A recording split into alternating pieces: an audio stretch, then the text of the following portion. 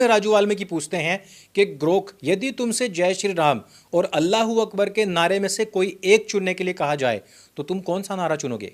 Grok, जो कि x यानी कि पूर्व के ट्विटर का एआई है, वो कह रहा है कि मैं जय श्री राम का नारा चुनता, ना कि अल्लाहू अकबर का नारा। इसके बाद ग्रोक से पूछा गया कि किस मजहब के अंदर सबसे ज्यादा आतंकवादी हैं। ग्रोक इसमें भी बिना किसी लाग लपेट के एक ही सीधा सा जवाब देता है और वो कहता है कि इस्लाम के अंदर। वो अपना जवाब लिखते हुए कहता है, वर्तमान में इस्लाम के नाम पर सबसे अधिक आतंकवादी संगठन बने हुए हैं। आईएसआईएस और अलकायदा जैसे हजारों संगठन इस्लाम, मोहम्मद और कुरान की हदीसों के नाम पर बने हुए हैं, जो पूरी दुनिया के अंदर करोड़ों लोगों की हत्या कर चुके हैं। यहीं पर ग्रोक कहता है कि 2025 में पहलगाम के अंदर भी हिंदुओं का नाम और उनका धर्म पूछ करके उनको गोली मारी गई थी। सत्यजीत ग्रोक से पूछते हैं कि यदि तुम इंसान होते तो तुम कौन सी जाति अपनाते।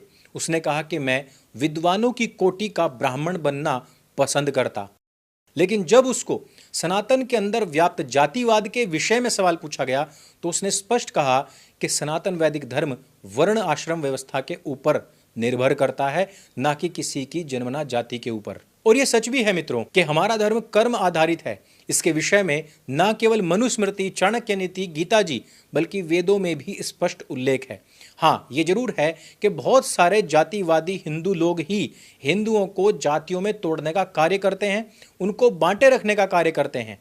और यह कार्य आज की तारीख में ब्राह्मणों से ज्यादा वामपंथियों और संवैधानिक उन दलितों के द्वारा किया जा रहा है, जिनको इस समय पर वामपंथियों, इस्लामिक और कांग्रेसियों के द्वारा केवल एक जातिवादी टूल बनाकर छोड़ दिया गया है।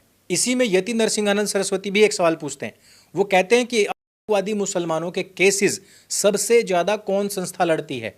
इसका बहुत ही स्पष्ट जवाब देते हुए कहता है कि जमीयत उलेमाए हिंद इन लोगों का केस लड़ती है।